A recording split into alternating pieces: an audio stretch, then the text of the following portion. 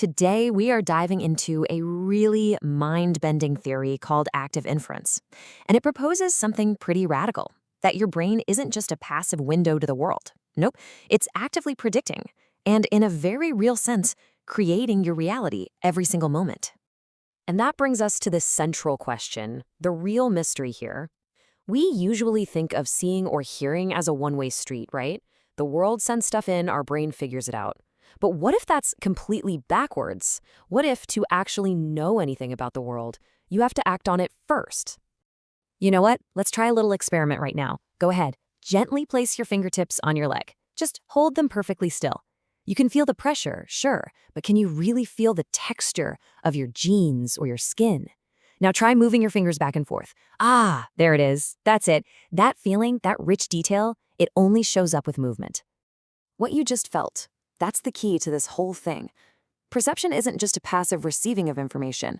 To really feel something, you have to palpate, you have to probe. To see isn't just having your eyes open, it's actively looking. To hear isn't just sound hitting your eardrums, it's listening. We are constantly sampling the world through our actions to make any sense of it at all.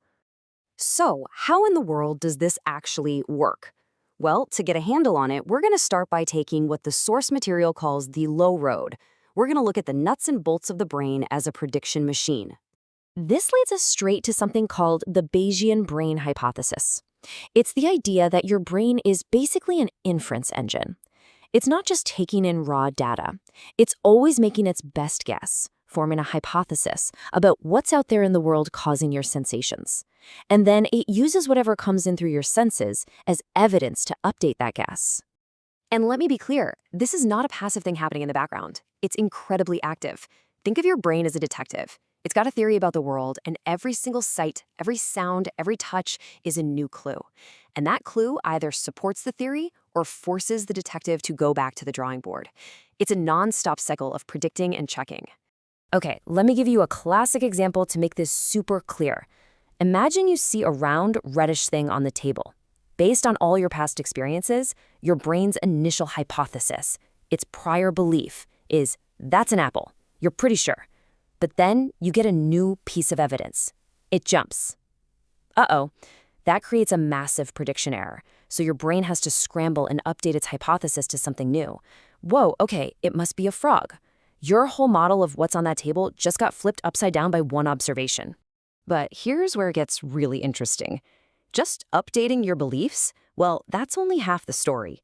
See, when your predictions turn out to be wrong, your brain actually has two different ways to make things right again.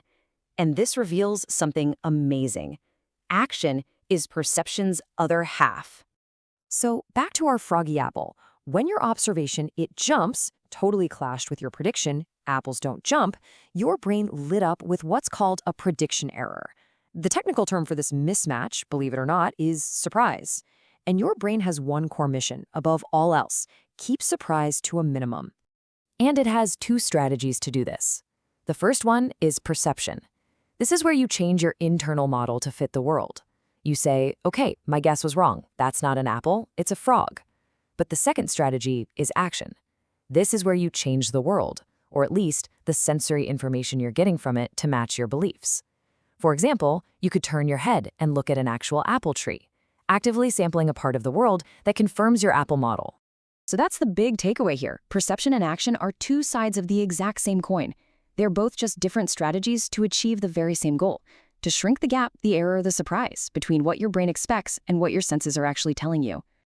Okay, so we've seen a little bit of the how, but that just raises a much, much bigger question. Why? Why would our brains be wired this way?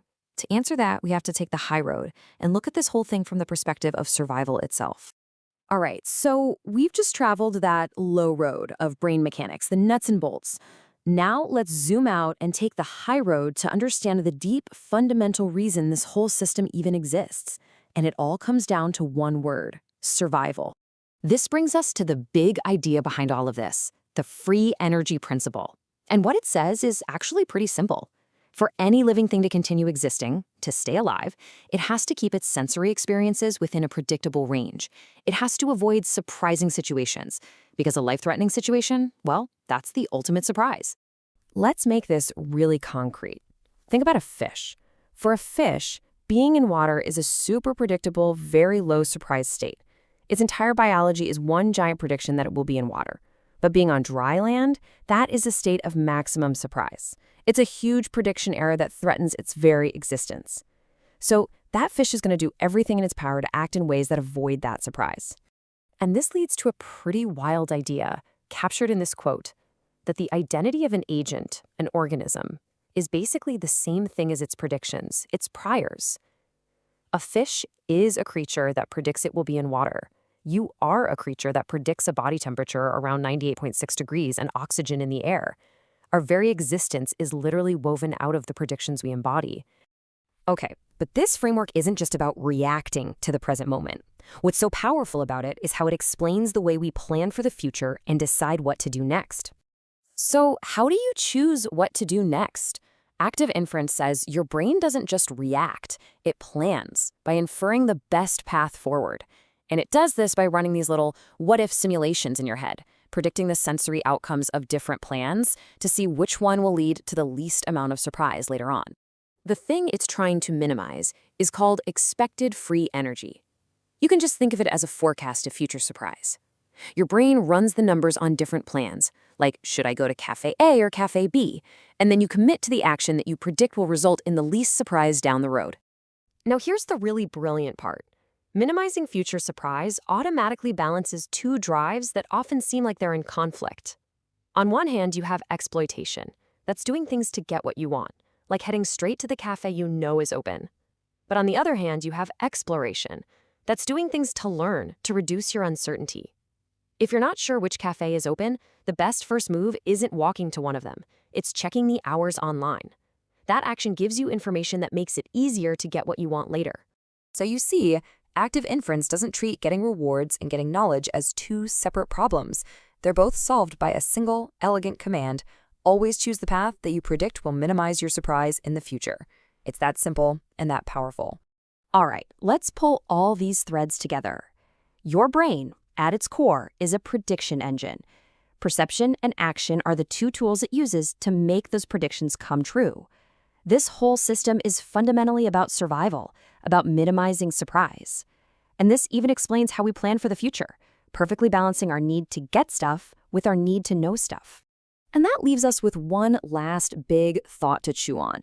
If our experience of reality isn't a perfect reflection of the world, but is instead something we actively construct through prediction, what does that really say about us? What does it mean to be human in a world that we are all, quite literally, creating together?